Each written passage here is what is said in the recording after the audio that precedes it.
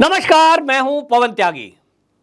राहुल गांधी भारत जोड़ो यात्रा के नाम पर जो देश में बवाल पैदा करने की कोशिश कर रहे हैं, झूठ बोल रहे हैं, उससे लग रहा है कि राहुल गांधी 2024 के चुनाव जीतने के लिए एक बार फिर से भारत के अंदर बड़ा आंदोलन कराने की तैयारी में है।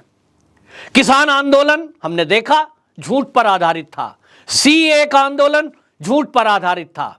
इसी तरह हमने देखा कि जिस तरह से ये राफेल पर झूठ बोले थे, सेना पर झूठ बोले थे, इनके झूठ का खुलासा होता चला गया तो ये मुद्दे बदलते चले गए।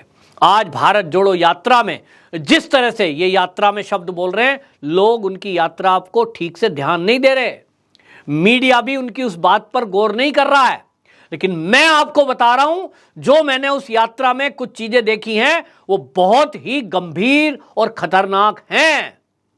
और इसलिए मैं कहता हूं मोदी सरकार इस यात्रा पर नजर बनाए, हालांकि बनाई हुई है, लेकिन बारीकी से वो सबूत यहां से जुटाए जो दिखेंगे और बताते हैं कि ये जो राहुल गांधी की यात्रा है इसके पीछे का बहुत खतरनाक मकसद है। और मकसद है 2024 के चुनाव के पहले इस भारत के अंदर जगह जगह बड़े बड़े आंदोलन कराना, ताकि मोदी सरकार के विरुद्ध एक नैरेटिव सेट किया जा सके कि मोदी से सब नाराज हैं, मोदी से छात्र नाराज है, मोदी से किसान नाराज है, मोदी से जो है वनवासी नाराज है। इस तरह की भाषा आप देखें। अब मैं आपको बताता हूं क्या क्या चीजें हैं। राहुल गांधी ने शुरुआत की केरल से, कन्याकुमारी से वो जा रहे हैं कश्मीर तक, तो कन्याकुमारी से शुरुआत की, केरल में आ गए। वहां आप देखें कि जो चर्च सोसाइटी है उनसे मिलते हैं और बाकायदा वो पत्र जारी करती है कि 2024 में राहुल गांधी को प्रधानमंत्री बनाने के लिए काम करें। यानी तय हो गया कि वो लोग साथ में हैं। मेधा पाटेकर जुड़ती है। मेधा पाटेकर कौन है? जो गुजरात में सरदार सरोवर बांध को लगभग 30 साल वो बनने नहीं देती, उसकी ऊंचाई बढ़ने नहीं देती, जिसके कारण से गुजरात में हाहाकार रहा, लोगों को पीने का पानी और सिंचाई का पानी नहीं मिला, जमीन जो किसानों की है वो बंजर हो गई। ये ऐसे लोग हैं और वो लोग राहुल गांधी के साथ जुड़े हैं ताकि ये एनजीओ फिर से अपना विकराल रूप लेकर के देश में जगह जगह आंदोलन खड़े कर सकें। मेधा पाटेकर ने क्या कहा था बांध को लेकर? उसने कहा था कि गांव के गांव उजड़ जाएंगे, हजारों लोग मर जाएंगे, वनवासी लोग तो बिल्कुल उनकी औरतें विधवा हो जाएंगी। जितने पॉइंट रखे थे सुप्रीम कोर्ट में भी सब फेल हो गए, एक भी सच्चा नहीं है, सब झूठ। इसी तरह कन्हैया कुमार जुड़े हैं। कन्हैया कुमार कांग्रेस में क्यों शामिल हुए? क्योंकि उन्होंने बिहार में देख लिया कि लाल झंडे के नीचे उनको कोई पसंद करेगा नहीं, हार का मुंह देखना पड़ा और पूरे भारत में और दुनिया में वो वामपंथी विचारधारा इस समय समाप्त है। तो उनको लगा इस डूबते जहाज में खड़े हो जाओ तो राहुल गांधी को रिप्लेस कर जाओ। राहुल गांधी एक फ्लॉप नेता के रूप में साबित हो रहे हैं। अब तो दाढ़ी भी काटना बंद कर दिया है, सफेद दाढ़ी सफेद बाल, और जता रहे हैं कि उनको उम्र में भी अब बुढ़ापा आ गया है। तो कांग्रेसी नेताओं ने साबित कर दिया कि राहुल गांधी के बाद यदि कोई लोकप्रिय वहां नेता है तो वो कन्हैया कुमार है।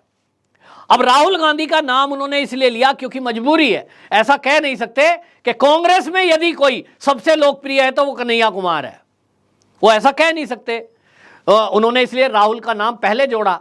लेकिन हकीकत यह है कि राहुल को केवल मजाक बनाया जाता है, राहुल की बात कोई सीरियसली लेता नहीं। कन्हैया कुमार को जरूर आज तक जैसा चैनल लाइव कवरेज दिखा रहा है, कई चैनल लगे हुए हैं, एनडीटीवी, आज तक, बहुत सारे और चैनल लाइव दिखा रहे हैं। और ये ट्रेंड है वामपंथियों का कि जिसको भी बड़ा लीडर बनाना हो उसको मीडिया में पहले हाइक दिया जाए। तो एक तैयारी चल रही है, वहां उसको जगह दी जा रही है कांग्रेस में कि अब वामपंथी, पहले कांग्रेस छोड़कर वामपंथी गए थे, अब वामपंथियों ने कांग्रेस ज्वाइन की है, अब खुलकर के सामने आ गए। और ये पहले से चल रहा, देश की आजादी के बाद से। तो इनका एजेंडा एकमात्र यही है कि जो वामपंथ विचारधारा को अभी तक अंदर अंदर चला रही थी कांग्रेस, अब खुलकर सामने आ गई। और राहुल गांधी फिर आगे बढ़ते हैं और एक एरिया में जाकर वो जब बैठते हैं महाराष्ट्र में, तो वहां जो नक्सली एरिया है वहां खड़े होकर वो भाषा बोलते हैं जो लाल सलाम वाले बोलते थे। उसको लोगों ने कोट नहीं किया, ध्यान नहीं दिया। मीडिया को उसको हाईलाइट करना चाहिए था। उन्होंने बोला बनवासी एरिया में जाकर कि आप आदिवासी हैं, आपको बनवासी कहा जाता है और इस देश में आपका हक मारा है, ये देश तो आपका है, लेकिन ये जो सरकार है ये चाहती है कि आप यहीं वनों में रहें, आपके बच्चे पायलट ना बने, डॉक्टर ना बने, बनवासी रहें। यही है लाल सलाम की असली हकीकत कि वनों में रहने वाले बनवासियों को उन्होंने भड़काया, उनको हथियार थमाए और सरकारों से लड़वाया और उनको यह कहा कि असली तो आप हो यहां के, ये तो बाहर से आकर कब्जा कर लिया इन लोगों ने, तो इनको लड़ो और इनसे अपनी संपत्ति छीनो। यह है अलगाववाद, ये राहुल गांधी कर रहे हैं। फिर वो किसानों के बीच में जाते हैं तो किसानों को भड़काते हुए कहते हैं कि भाई ये जो सरकार है ये इसके टाइम में यूरिया का दाम बढ़ गया है, आपको कितने रुपए की बोरी मिल रही है। उनमें से कोई आवाज उठाता है, साहब 3000 की, 2000 की, कुछ भी बोल देता है कोई। ये झूठ फैलाते हैं। हकीकत क्या है, ये जो भारत सरकार है इस समय, मोदी सरकार किसानों के लिए किस तरह का काम कर रही है मैं आपको बताता हूं। जो किसानों को यूरिया, खाद और डीएपी पर सब्सिडी मिलती है, मोदी सरकार ने पिछले 2 साल में उस सब्सिडी को 5 गुना बढ़ाया है। जी हां, 5 गुना बढ़ाया है। अगर यह सरकार 5 गुना सब्सिडी ना बढ़ाए तो ये जो किसानों को खाद का कट्टा मिल रहा है 267 रुपए का दिल्ली में, और जो डीएपी मिल रहा है 1350 रुपए का, उसकी एक्चुअल कीमत जानते हैं आप कितनी है? अगर ये मोदी सरकार 5 गुना सब्सिडी ना दे तो यूरिया का 267 रुपए का कट्टा मिलने वाला दिल्ली में उसका रेट है 4000 रुपए। इसी तरह जो डीएपी है जो 1350 रुपए में मिल रहा है, अगर मोदी सरकार सब्सिडी ना दे रही हो तो वो बैठता है 3851 रुपए का। और ये सरकार है कि वो सब्सिडी दे रही है, और इस सब्सिडी का आंकड़ा मैं आपको बताऊंगा। मोदी सरकार ने इस 1 साल में कितनी सब्सिडी दी है, तो 1,62,132 करोड़, 1,62,132 करोड़ यह है किसानों को दी गई सब्सिडी। और इसका कारण है कि हम जानते हैं कि रूस और यूक्रेन का जो युद्ध हुआ है उसके कारण पूरी दुनिया प्रभावित है। पूरी दुनिया में महंगाई बढ़ी है, क्योंकि यूक्रेन जो सप्लाई करता था कच्चा तेल, खाने का तेल, सूरजमुखी तेल, रिफाइंड ऑयल के इस्तेमाल आने वाला रिफाइंड ऑयल, ये सब में महंगाई बढ़ गई क्योंकि वो सप्लाई नहीं कर रहा है। लेकिन भारत सरकार की, मोदी की कूटनीति देखिए कि उन्होंने रूस से समझौता किया और उर्वरक रूस से मंगाया, और वो भी सब्सिडी पर। तो भारत सरकार सब्सिडी दे रही है, लेकिन उसके बावजूद भी आप देखें, क्योंकि हमारे देश में आपको बता दूं जो यूरिया है उसकी जरूरत है 350 लाख टन यूरिया हमारे यहां हर साल चाहिए, लेकिन जो हमें हमारे भारत में हम बना पाते हैं वो है 283 लाख टन, यानी 67 लाख टन जो यूरिया है वो हमें बाहर से मंगाना होता है, और अब वो आ नहीं रहा। तो अब उर्वरक मोदी सरकार की कूटनीति और विदेश नीति के कारण हम रूस से मंगा रहे हैं। जब रूस से आएगा तो वो समुद्री मार्ग दूर है यूक्रेन की तुलना में, तो उसका कॉस्टिंग बढ़ती है, किराया बढ़ता है, और बीच में अड़ंगा लटकाने वाले बहुत हैं।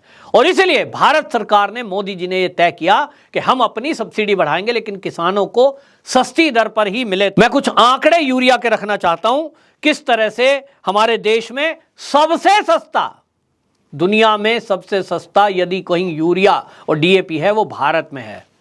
भारत में यूरिया 267 रुपए का है, डीएपी का कट्टा 1350 का है। एक्चुअल कॉस्ट मैंने बताई आपको यूरिया की 4000 है, लेकिन भारत सरकार बाकी सारा सब्सिडी देती है, इसके कारण 267 का मिल रहा है।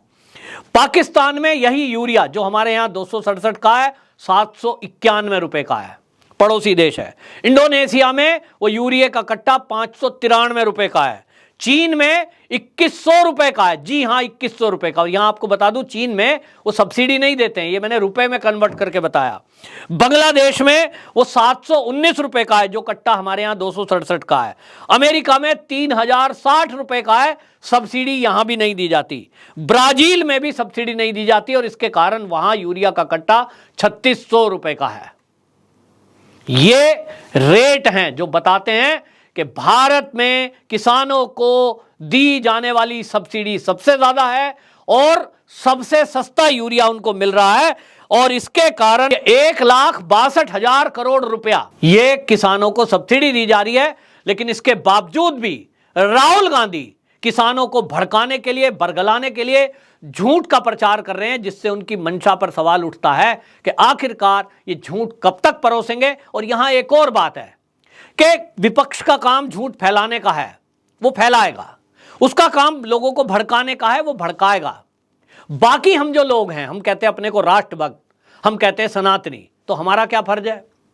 ये सरकार में बैठे हुए जो इतने बड़े बड़े अमले, लोकतंत्र है, इनके पास इतना तामझाम है, मीडिया है, अपना खुद का विज्ञापन इनके पास है, इनका क्या काम है? क्या सरकार की उपलब्धियां और सरकार के काम ये जनता तक नहीं जाने चाहिए? किसानों के मोबाइल तक ये खबर नहीं जानी चाहिए कि सरकार आपके लिए क्या कर रही है? तो हां, सरकार की बंदिश है, सरकार बहुत मोटा पैसा, सरकार, मोदी जी कहते हैं हम काम पर विश्वास रखते हैं, विज्ञापनों पर विश्वास नहीं रखते। ठीक है मोदी जी, आप काम करिए और जनता तक सच पहुंचाने का काम हम करेंगे। आपका और मेरा ये फर्ज बनता है कि हम सच को जनता तक पहुंचाएं, ताकि ये जो देश का विपक्ष है, ये देश में बवाल कराना चाहता है, दंगे फसाद कराना चाहता है, 2024 में सत्ता प्राप्ति के लिए ये जगह जगह आंदोलन कराना चाहता है, इसकी चाल कामयाब ना हो। मैंने अपना काम कर दिया, ये वीडियो बनाकर और तथ्यों के साथ आपको जानकारी देकर। अब देखना है आप अपना काम, इस वीडियो को अधिक से अधिक किसानों तक शेयर करने का काम करते हैं कि नहीं। यदि आप अपने को कहते हैं जी मैं राष्ट्रभक्त हूं, मेरे अंदर भी पीड़ा है कि जो विपक्षी हैं ये चालों में कामयाब ना हो, हमारे देश में बवंडर ना हो, हमारा देश शांति से विश्वगुरु बनने की तरफ बढ़े, तो इस वीडियो को हर किसान के मोबाइल तक पहुंचाने की जिम्मेदारी आप लें। तो निश्चित जानिए कि ये जो विपक्षी लोग साजिश कर रहे हैं, कभी भी अपनी साजिशों में कामयाब नहीं होंगे और भारत को विश्वगुरु बनने से कोई नहीं रोक सकता। वंदे मातरम।